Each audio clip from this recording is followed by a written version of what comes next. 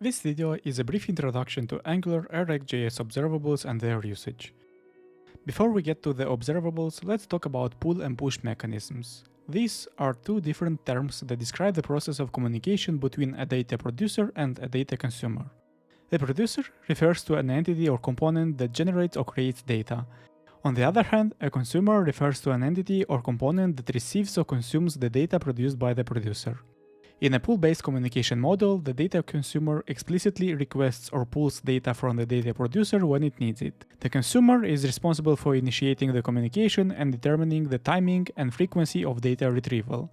The producer responds to these requests by providing the requested data. Some examples can be people reading social media posts or emails on their phones or laptops, or visualizing weather forecast. In a push-based communication model, the data producer takes the initiative to send or push data to the data consumer without the consumer explicitly requesting it.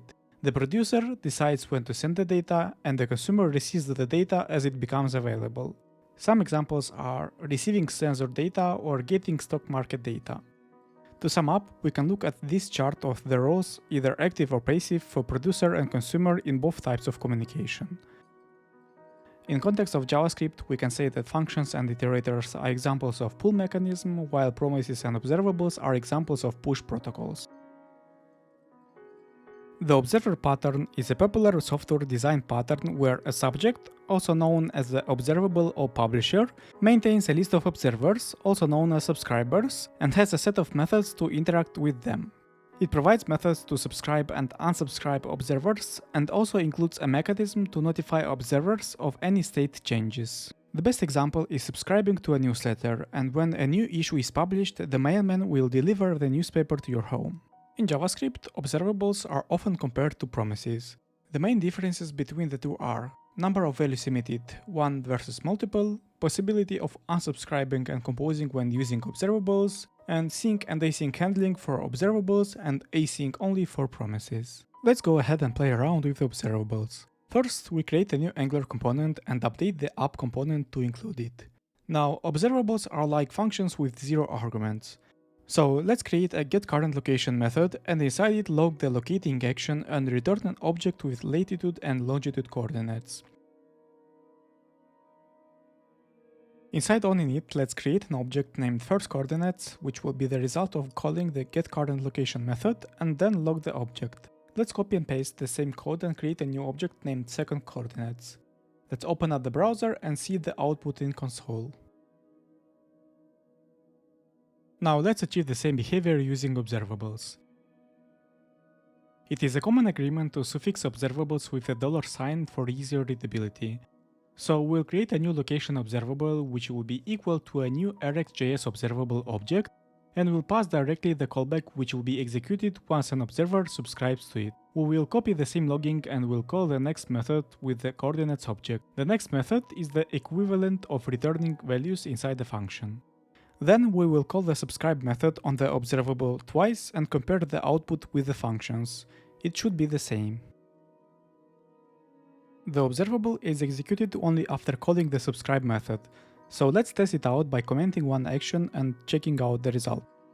Another difference between functions and observables is that functions return only one value, while observables can return multiple values. Let's go back a little bit and try to add a new return at the end of the getCurrentLocation method.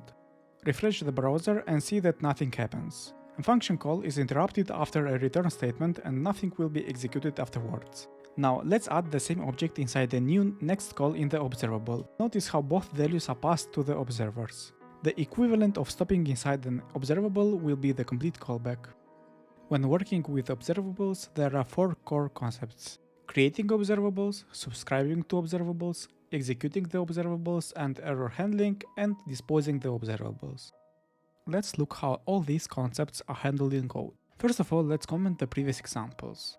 Then create a new observable of type number using the observable class. The class will get a callback that will be executed after subscribing to it, named subscribe, which will take a subscriber argument. Inside this function, let's return some values, 1, 2 and 3. Then call the complete callback and return one more value, 4, which theoretically will never be called. Inside observable execution, we can also use a try-catch statement to return eventual errors. Next, let's subscribe to the observable using two methods. First one is by providing a callback to the subscribe method and logging the returned value. The second one is by creating an observer object, which is nothing else but a set of callbacks. In the observer, we will handle the next, error, and complete events emitted by the observable and log each of the above actions.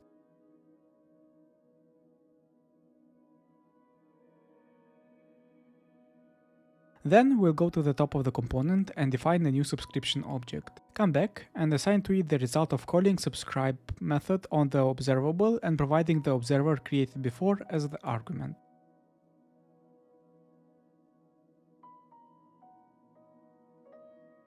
Now, let's look at both subscriptions in console. Notice how the second one also has the complete callback, because the observer we created includes a handler for each event type emitted by the observable. RxJS provides a few other methods to create observables. Some of these are off, from, range, and interval. Let's create 4 new subscriptions for each of these methods and clean up all the previous examples. Inside on init, let's make a new off observable by calling off method and providing 3 values, 1, 2, and 3. Then create an off observer with next, error, and complete callbacks that will log values, errors, and complete event respectively.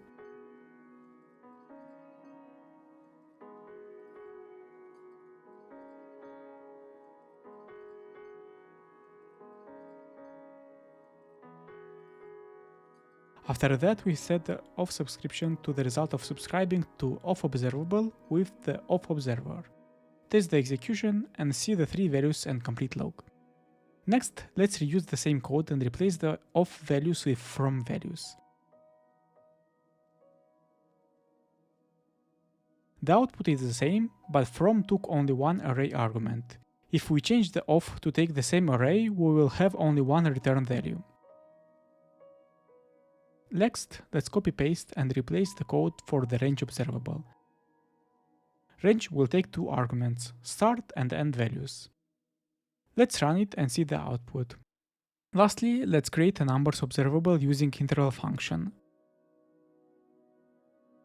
Then update the interval subscription by subscribing to the observable and logging the values each second.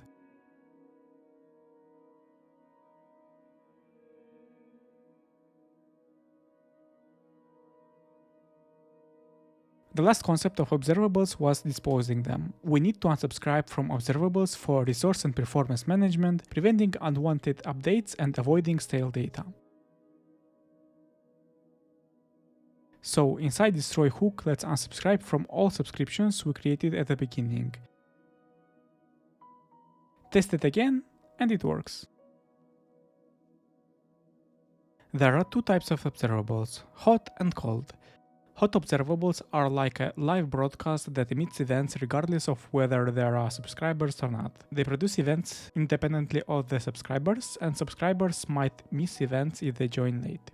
Some examples are stock market ticker, sensor data stream, or real-time chat messages. Cold observables start emitting events when a subscriber subscribes to them. They produce events from the beginning for each subscriber, ensuring that all subscribers receive the same sequence of events. Some examples are HTTP requests, replaying recorded videos, or fetching some data. The terms unicast and multicast refer to the number of subscribers receiving the same sequence of events, with hot observables being multicast and cold observables being unicast by default, but can be multicast using appropriate operators. You can look at this as an analogy between watching a movie at the cinema or streaming one on Netflix, or listening to a radio versus listening to a podcast. All previously showcased observables are examples of cold observables. Now, let's create an example of a hot observable by simulating a test at which 2 students connect at different times, but have the same amount of time left to complete the test. First of all, let's generate a timer service to handle the timer creation. The service will have the following properties: a timer subject of type subject, a timer observable which will be created from the previous subject using asObservable method, an interval, and the current time of type number. Now let's define a new method named startTimer, which will start the interval, increment the current time, and send it to the timer subject via next event. Inside the constructor, let's start the timer. Let's also create a method to get the timer observable and the stop timer method that will clear the interval created in the start timer method. Now, let's create a new component to test this. Update the app component with a new selector. In the component constructor, let's inject the service dependency and create a timer property which will be an observable. Assign the value inside on init, which is the timer from the service accessed by the getTimer method. Let's simulate a wait time of 1.5 seconds with a set timeout and then connect the first student.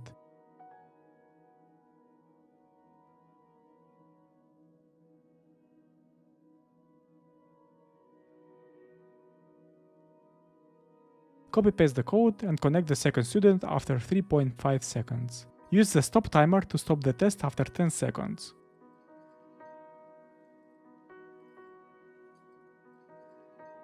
We forgot to set the value in milliseconds for the interval.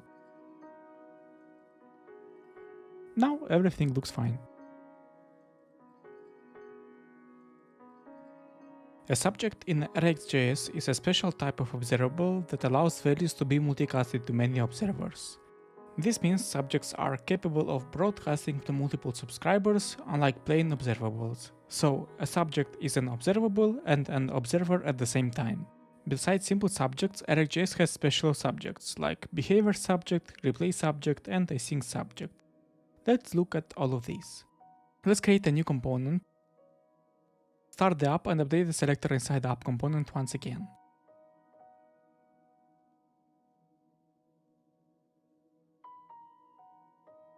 Let's showcase an example of a real-time chat by creating a chat subject.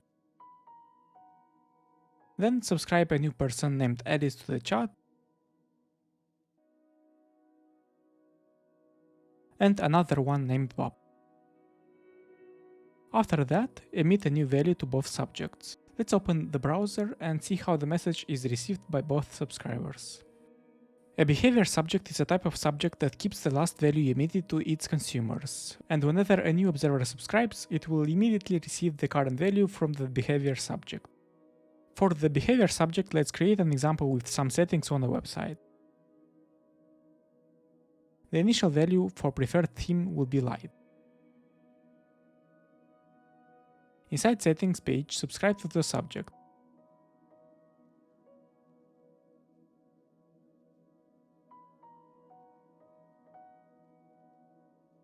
Then emit a new value, changing the theme to dark. Copy-paste the subscription, changing the page. Test the example and see how the new value is sent to both settings and dashboard page. A replay subject records multiple values from the observable execution and replaces them to a new subscriber. A good replay subject example will be a stock price subject with a buffer size of 3 values. Let's subscribe a new trader to the subject.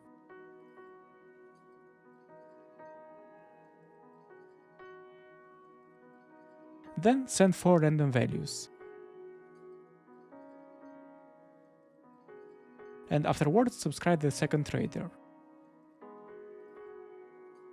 Notice how the second trader received the buffer size of last 3 values after subscribing. An async subject emits the last value emitted by the source observable and only after the source observable completes. Let's make an example with a user profile subject. Subscribe to the subject for the first time in profile page.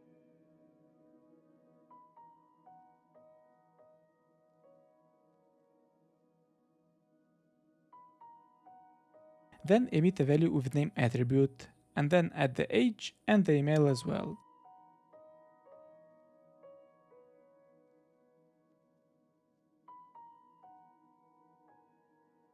Copy-paste the subscription for dashboard page. Call the complete method and subscribe once again in home page. Test the example and notice how all subscribers receive the complete user data. Now, let's showcase the real-life usage of observables inside Angular.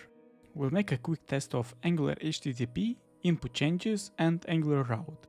For the first example, let's create a new user service and inject Angular HTTP client in constructor. In order to use it, we need to import the HTTP client module inside app module. Let's go back and create a simple getUsers method which will make a get call using the HTTP client to a placeholder API in order to retrieve some users. Next, generate a users component and inject the user service dependency in constructor. On init, call the getUsers method from the service, subscribe to the result and log the users.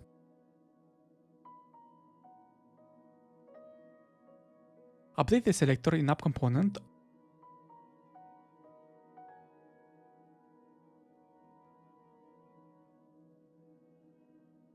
Open the browser and here are our users. For the second example, let's create a new search form component and add a simple text input with a search form control attached to it. This search will be a property inside the component. In order to use the form control, let's add the reactive forms module to the app module. Now, on init, let's subscribe to the value changes event on the input, which will be an observable, and log the value each time it changes. Let's update the selector and test the input.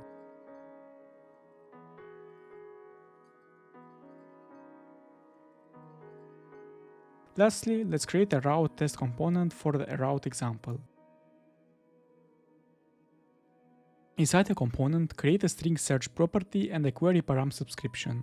Let's also inject the activated route dependency. On init, set the subscription to be the result of subscribing to the route query params. Check if we have any params, and if so, update the search property with the search params. Then log the current value of the property.